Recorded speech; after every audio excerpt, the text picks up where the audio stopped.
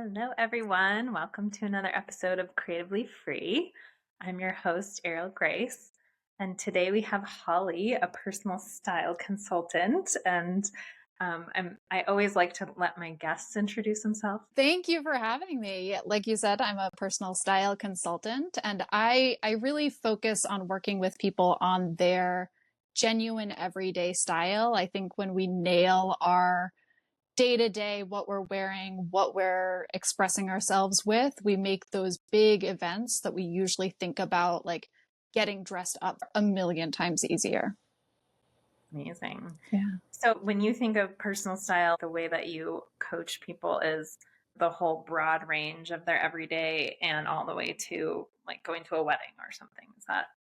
Yeah, I think personal style is self-expression. I think it's one of the ways that we show who we are before we have to say anything. I think it is communication and it's identity and it's kind of reinforcing who we are to ourselves and the people around us. So I see it as a spectrum of like your everyday going to the gym, running to the grocery store, going to work, all of those things are also part of your life, just like going to the wedding, going to the reunion, getting photos taken. Like those big monumental moments are vital, and your life is lived every single day. So you might as well dress for it.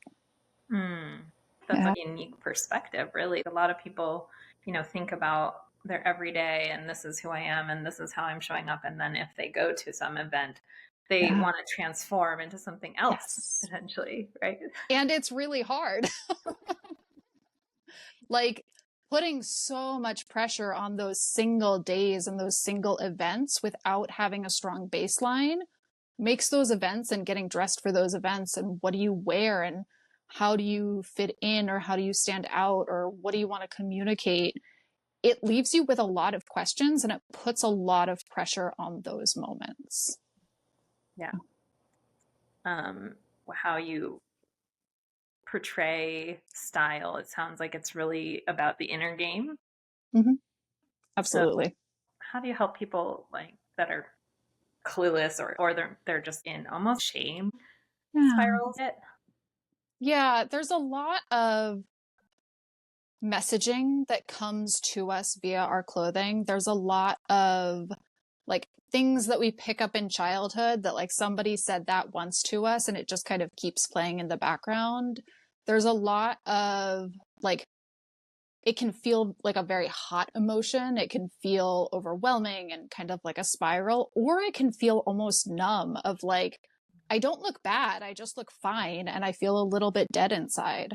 And Mm, those are kind of the two most extremes of the spectrum. So I try and really help people hone in on who they are and how they want to express that. I work very much in a coaching model as opposed to like a traditional buy a lot of clothes, try them all on, have a whole new like purchased wardrobe model. So I really like working with people as they're living their lives because it gives us so much information to work with. Helps us it helps us make sure that your closet fits your lifestyle. Like so often we buy aspirational pieces or we want to work with a stylist so that will be somebody new overnight. And I think that there's that can happen, but it has a lot of blowback and it has a lot of like almost identity crisis. Like if you think back to like teen makeover movie montages, like there's always some sort of like identity crisis thrown in. And it's like you get a whole new wardrobe and you get a whole new life and then everything falls apart and you have to put it all back together. And if we can kind of smooth out that transformation, if we can introduce important pieces here and there and over time, you can really make that transformation happen a lot more smoothly. You can become the person you want to become, not overnight, but it doesn't take decades either. mhm. It's letting that transformation be really aligned and really guided internally. So you're also not fighting yourself. There's not part of you that's like, oh, don't do this. This is like dangerous and scary and new, we can get all of you on board and really bring you into that person. It sounds like a really gentle and lasting approach. Like, don't just Yeah. throw everything you have out and just start Yes. over. That's a Yes. metaphor. You wouldn't do that in your own development as a person. Yeah. That's not Yeah. nurturing. Yeah. And like there's so much talk about like sustainable style from the like purchasing perspective, but the other thing about transforming from kind of a fast fashion oriented style approach to a sustainable style approach is it's better for us as individuals. Like it's better for ourselves, it's better for our identities, it's better for our time commitments, it's better for everything involved. So I think it's really sustainable on all of the levels. Mm-hmm. Yeah. Mm. Yeah. I keep thinking about how you were raised probably has a lot to do with, like for example, I went thrifting with my Yeah. parents, and you have different influences with your expression when you're little, but then you also rebel often Mhm. against, the thing that perhaps you were raised in. And tell me a little bit about when you're meeting someone where they're at as they're going through an evolutionary journey, like you said. How do you suggest new ways for them? Yeah. Hmm. I usually start by asking where they want to go. And it's interesting because it has the seed of where we end up and where they truly want to go, but there's usually a resistance or a kind of assuming of somebody else's dreams. Like if you knew where you wanted to go, you'd go there without my help. You don't. So there's usually something to uncover in what they're wanting. And we do that, like we uncover that kind of in two dimensions. We uncover it through kind of coaching and thought work and questions and like stories and what are the implications of that. And then we do that also by trying it. The beauty of clothes is you can try them on. You can physically do that. I wanted to go with it for sure. We're Yeah. like curious about experimentation. Mm-hmm. I love experimentation. I and I have so many favorite parts of clothing, but I love that every day is an option to try something new. Like there's so few areas of our lives where we get 365 opportunities to try something here. So rich and it is so abundant, and you can make a mistake and you can try again. Like you could try again that morning, or you can try again the next week, or you can try again tomorrow, or you can try again next year. There's no, like you're never backed into a corner. Yeah. Yeah. And I think what's interesting, at least for my own journey of style, and expression, creative expression with Yeah. it, I think my evolutionary journey showed me that it's nice to receive feedback, but what I'm really going for is I feel delighted by the thing, whatever it is, the earring Mm-hmm. choice, whatever. I feel like wearing a dress today, whatever it may be. But I think that that's actually, at least in talking with other people, that is not a common experience that people are after, Yeah. or even realize is available to them. Yeah. It takes a lot of self-confidence to value your opinion of your clothing above other people's like verbal feedback about it.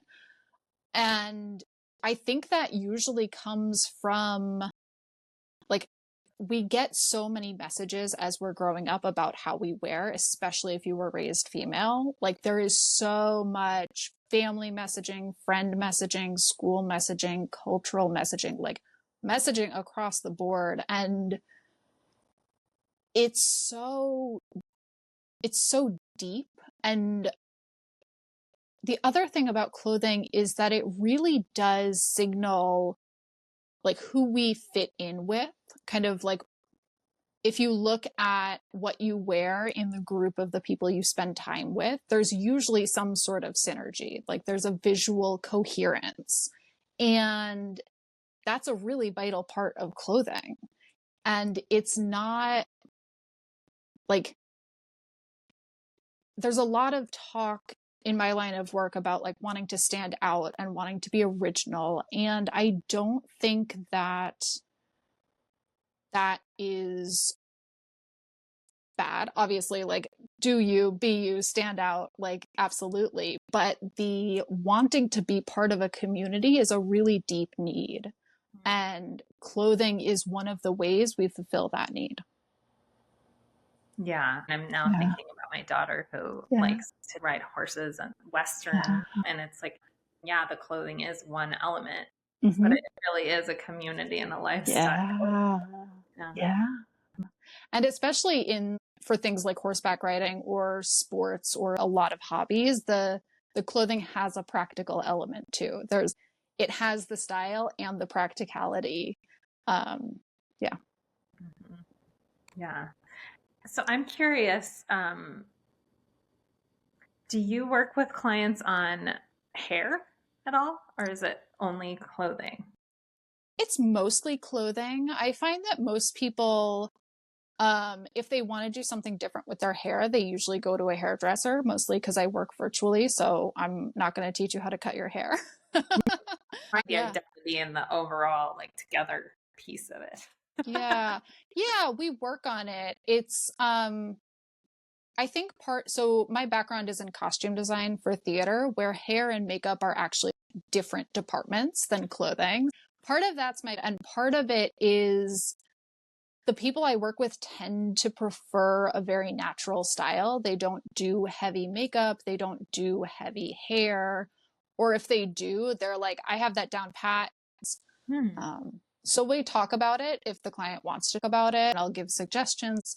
But I find that most people are able to unlock what they want to do with their hair and makeup once they unlock clothing. The hair and makeup is it's not permanent, but it's like more permanent-ish. Yeah, than the clothing, which can be moved. Yeah, it's interesting. It's like, in some ways it's more permanent and in some ways it's less permanent because like you just wash it all off and try again. It's more that like I find people have a look that they go to and like they're good with it. Yeah.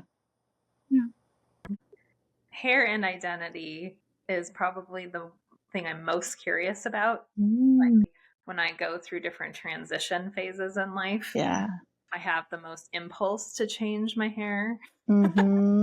Yeah. Yeah. Yeah, I guess it's like a chicken egg question because it's all about your creative expression of your outward form, right?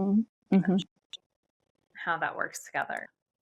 Yeah, absolutely. So if someone is thinking about changing their hair, I'll definitely give my opinions, but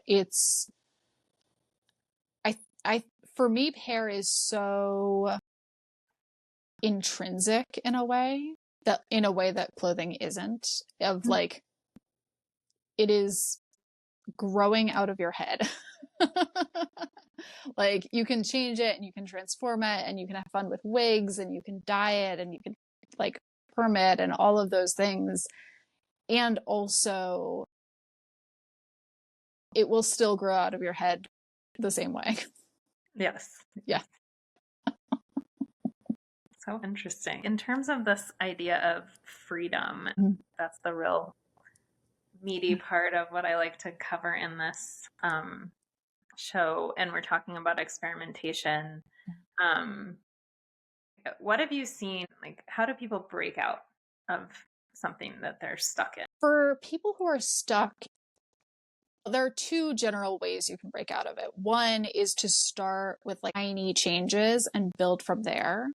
There's a concept I use called dressing 5% fancier, And it's a really nice way of breaking up the everyday, like what you would naturally reach for, and just elevate it a tiny bit.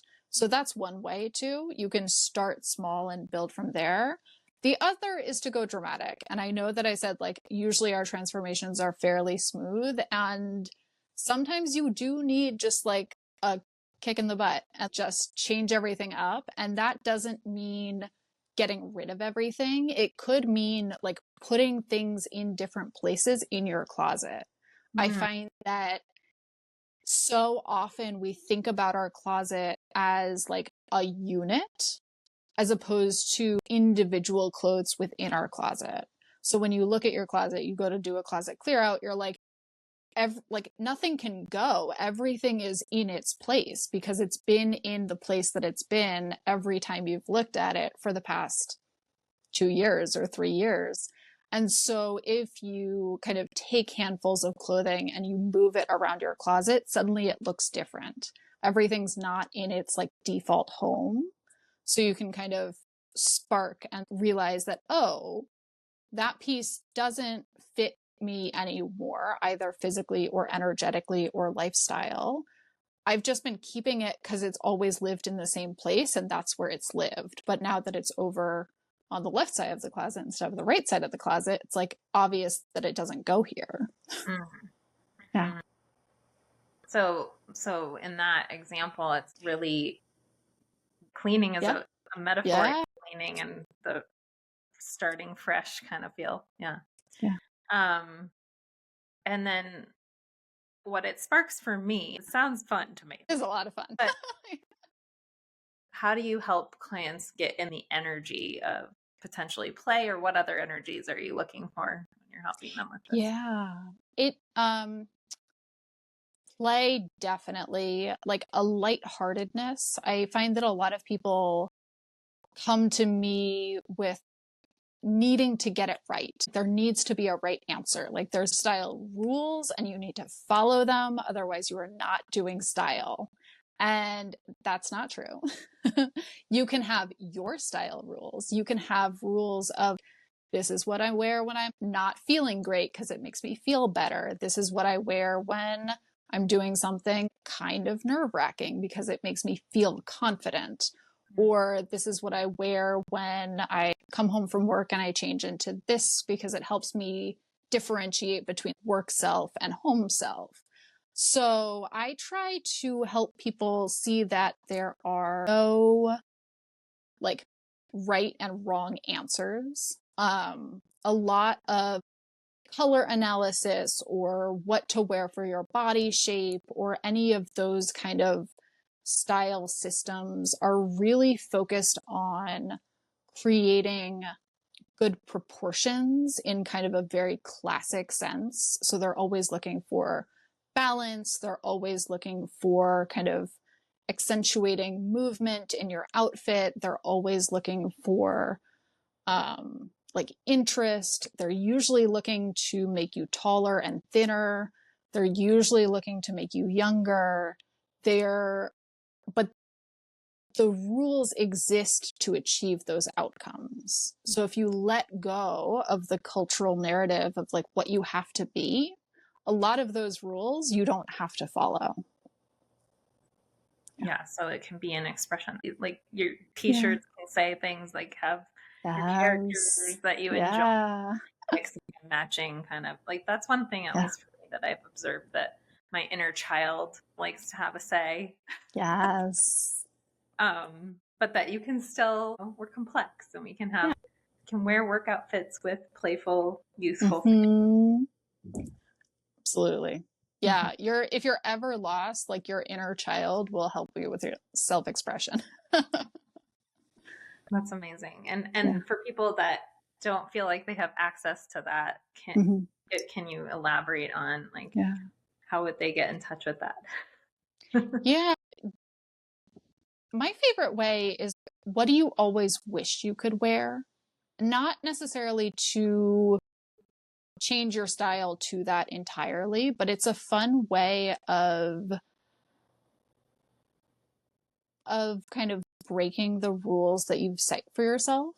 If you've always wanted to wear loud prints, but you've never let yourself, give it a try. It doesn't have to be that you buy it. You could go to a store, which feels so like not 2024, but like you can go to a store and try clothing on without having to buy it. Like that's an option.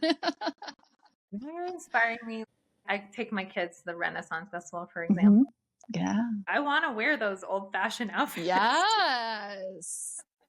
Yes. Maybe it's not something you incorporate into your everyday style. Yeah. It's still a creative expression that you Exactly. yearning to embody. Yes. Yeah, you don't have to wear Renaissance garb every day for it to be part of your self-expression. And I know this is a meaty topic. So what do you do when body image stuff comes up? Yeah. Again, because my background's in costume design and a lot of costumes are made for the person wearing them, they're not standard size. Like standard sizing is such a strange concept in clothing because it exists, but it doesn't really exist. So like every brand has their own fit model. Every brand has their own sizing parameters. Every brand has their own like difference between the like how the sizing changes. So like what's the difference between a small and a medium and a large and an extra large? Every brand is different in that sense. So I always start by, if they're unaware, kind of talking through some of those cultural industry pieces of clothing was not really designed to fit everybody, if that makes sense. It is designed to fit the fit model. And if you're close to the fit model, then it fits you really well. But if you're not, that's not going to fit you as well. So the other thing that I always try and talk about is that like you can change clothes, you can get them tailored, you can get them altered, you can get them to fit you. And your body is not the problem in this equation. It's easier to change the clothes. From my experience, because I do have a technical background, it's easier to change the clothing. Let's change the clothing. That makes me want to cry.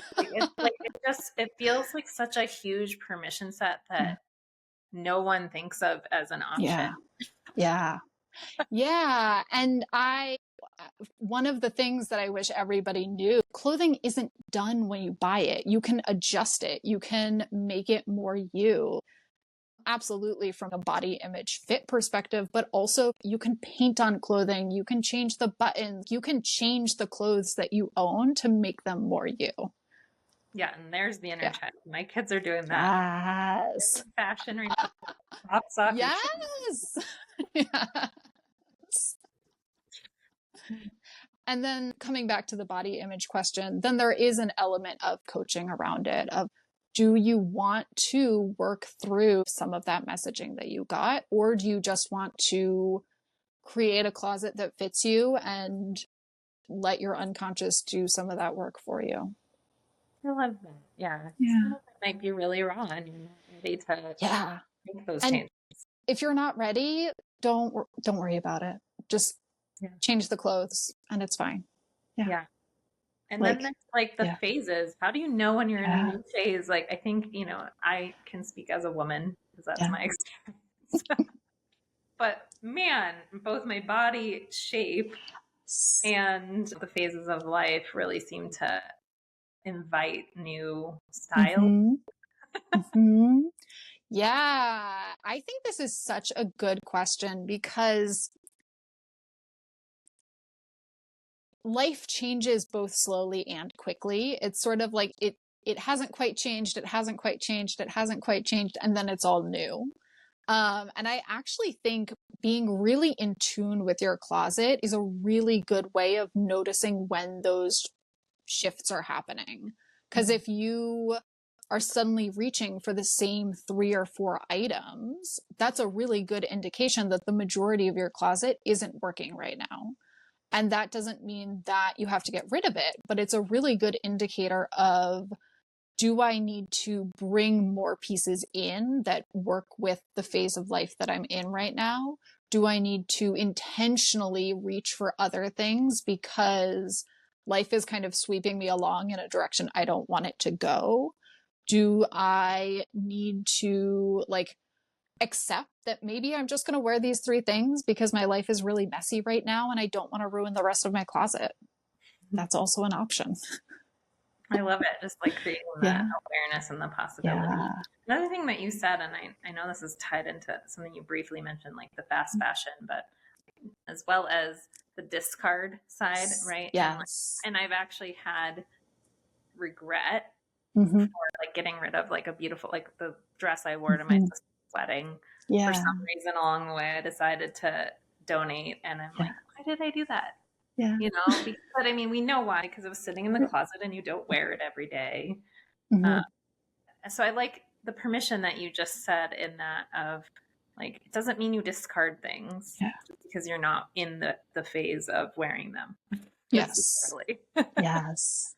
Yeah. There's that recommendation that you get rid of everything you haven't worn in the last like however many months, and the number of months always changes, but it's always less than a year. That it reminds me of a diet culture cycle. It's really binging and purging cycle, and it's really hard on you as an identity. It's really hard on your wallet because you're replacing your entire closet every couple years. It's a really fast cycle. And it's really hard on the entire planet because there's more demand for clothing than there is for reusing clothing. So I always treat cleaning out your closet like when people come to work with me, we usually do the first closet clear out as kind of a reset. They usually haven't done like a full clear out, like going all the way to the back of their closet and like really deciding about every single piece for a long time. But after that, if you have a well curated closet, you can be really intentional about what you let go of and what you choose to keep. It doesn't have to be like, get rid of 90% of your closet and then replace it all in a couple months. It can be gentle. And you can also keep things because you want to, even if you're not wearing them.